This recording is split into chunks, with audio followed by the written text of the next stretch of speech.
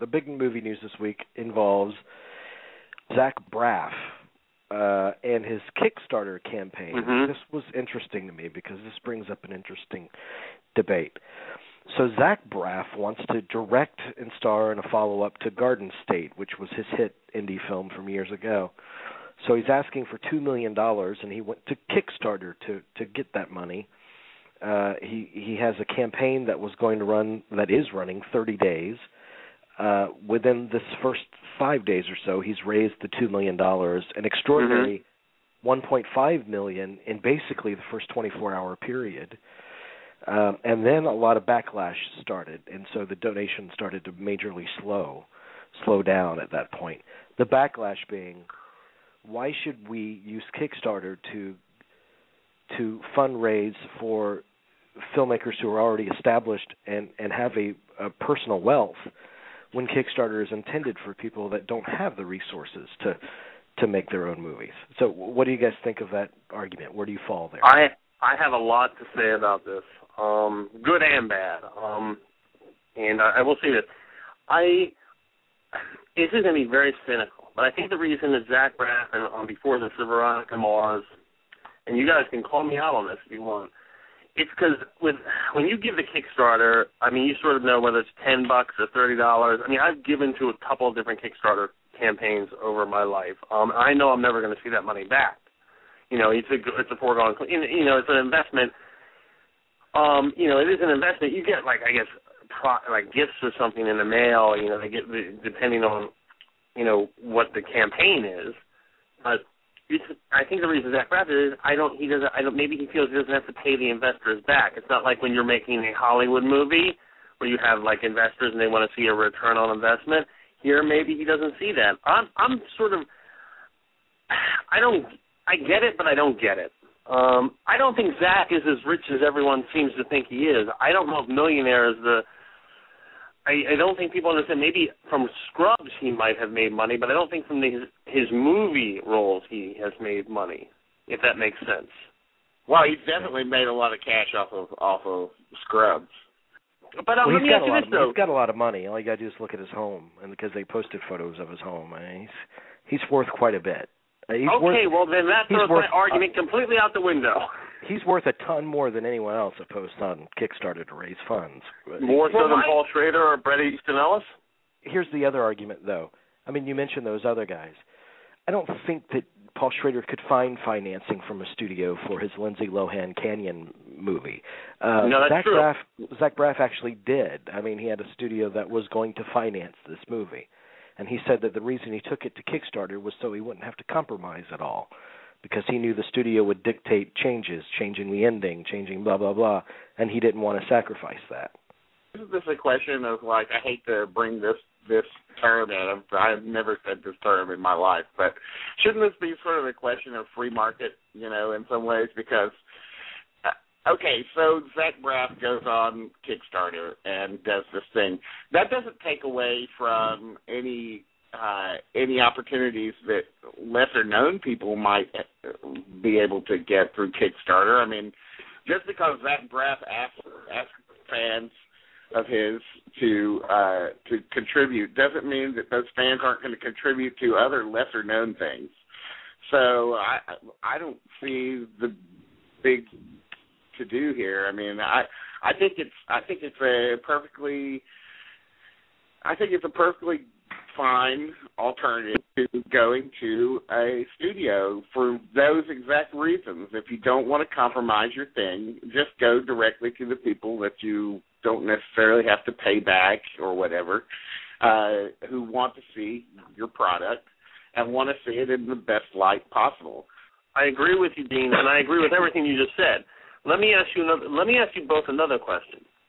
When traditionally, in a traditional movie investing or a movie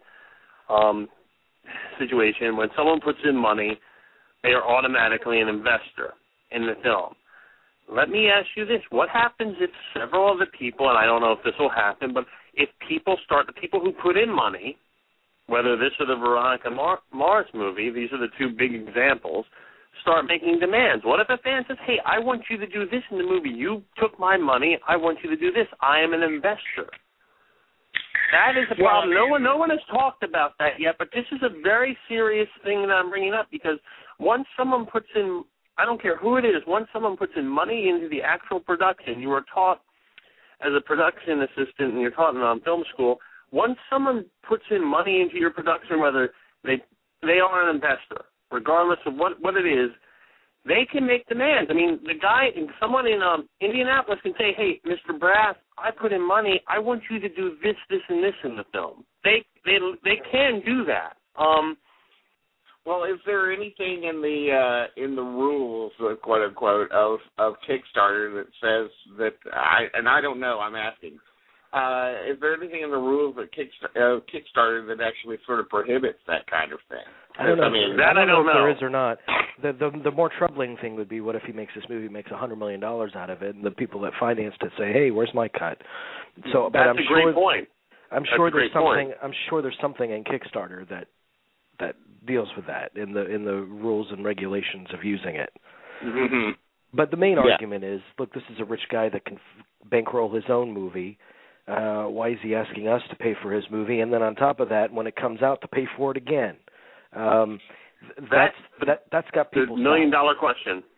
Now, the other thing is, does this actually help Kickstarter? Does this help the little guy, or does it hurt the little guy? The argument that it helps the little guy is the same one that they use for smaller movies opening the same day as bigger movies. Like the tentpole movies, the people that can't get into that movie, they'll go see your smaller film that releases on the same day. It's good counter-programming. There's that argument that also works for somebody like Zach Braff raising millions of dollars through Kickstarter. You know, people their eyes will be open to this platform, and they'll donate, and they probably wouldn't have to projects before, but they are now because of Zach Braff. There's another argument going on now that sort of ties into that. I've already seen comments in various threads that say, "Oh, we're not going to use Kickstarter anymore. We'll go back to Indiegogo." The other crowdsourcing. Yeah. I've already seen that, because this is the rationale. Oh, Indiegogo is for true indie films.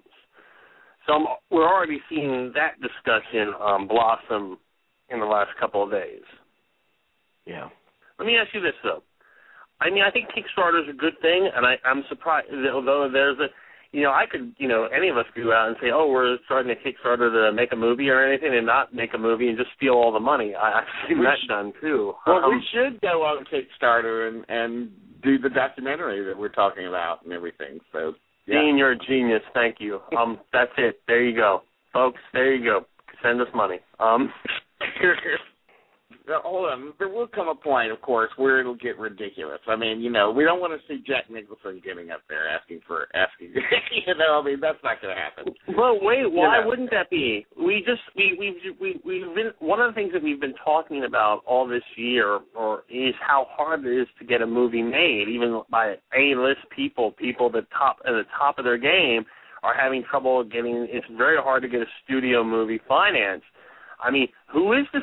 Maybe Jack Nicholson might come on, or a De Niro or a Pacino will come on and say, "Oh, I need to, go to Kickstarter."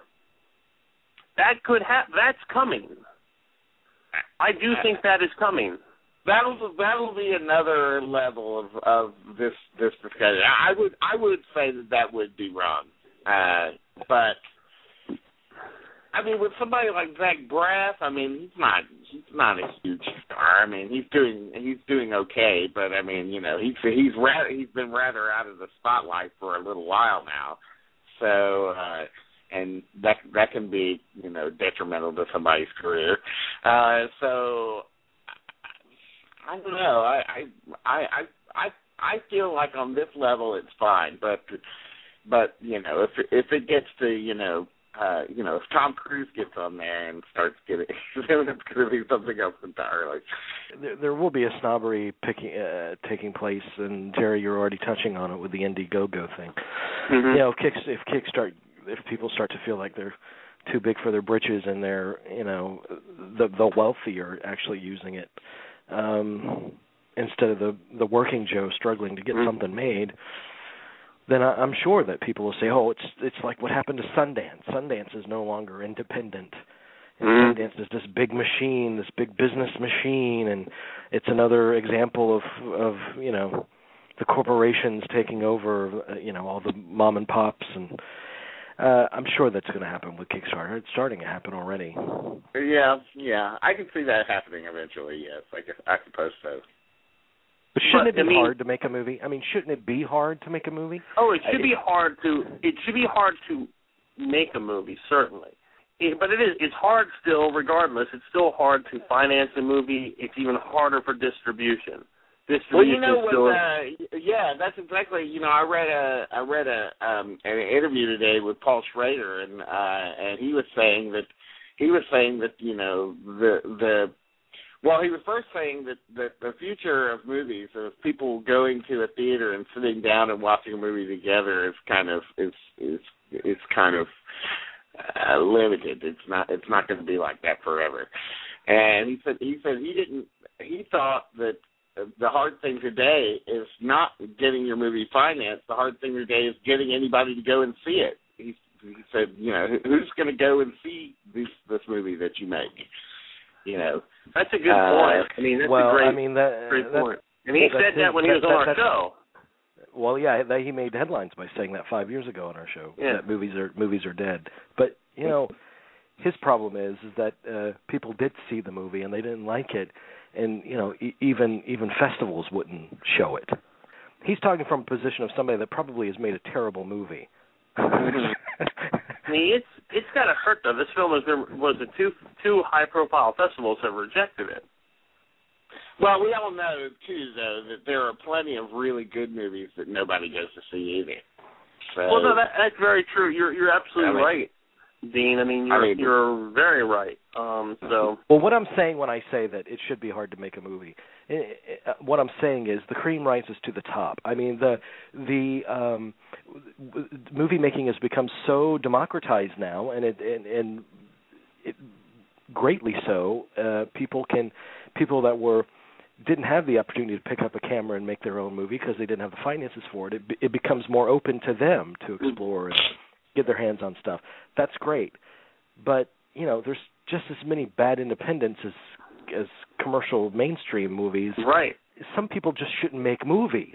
I agree. This has been on my mind for like the last couple of years because this is a very serious issue.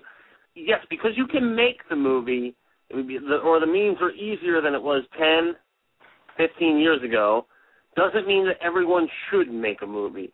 Because at the end of the day, and I hate to say this, and I'm guilty of this too, it is going to look like amateur work. And that's to no fault. But the only way to figure out if someone has talent or doesn't have talent is whether they make a movie in the first place. So exactly. That's what's good about the democratization of it that I was talking about, because they can experiment and they can find out, do I have a talent and a gift for this? Exactly. And do you have the patience? Do you have the patience? Do you have forget the endurance? Do you have the endurance? Because it is not a marathon. It takes a long time. The gestation, everything. It's not just we're gonna pick up a camera and shoot something. It isn't like the Jane Campion's sister's film Loaded, where let's make a movie. No, it's much more involved, and it takes a lot of patience, and a lot of endurance, and a lot of strength to make it. The people that make it are the ones that don't give up. I mean, essentially, that's right. You're absolutely right. When you ask how did you make it of anyone that's established, they all say, I didn't give up.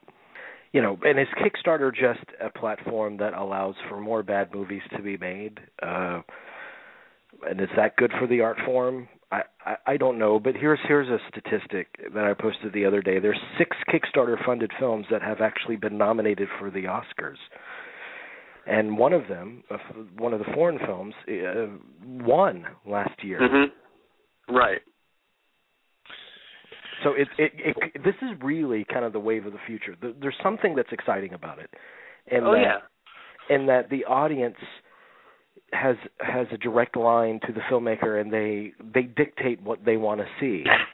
I mean, before it was going through all these different channels, but this is a direct line between audience and filmmaker, and they vote with their wallet. I mean, listen, if David Lynch, who was having trouble financing, oh God, he could raise a ton of money. I mean, if we all David want to Lynch, see David Lynch make another movie, and we if don't David want Lynch to went on see Kickstarter, that would be the camel that that would be the thing that breaks the camel's back. I mean, and who would have any kind of complaint with that? Who would have any kind of complaint? Because we know we can't go to a studio. We know he can't go to a studio without, having some kind of trouble with his movies. So why not? But you can imagine a studio of today financing a David Lynch movie and saying, you need to change this. This doesn't make any sense, or blah blah blah. I mean, he would have ultimate creative freedom if he found himself in that position to go to Kickstarter. Mm-hmm.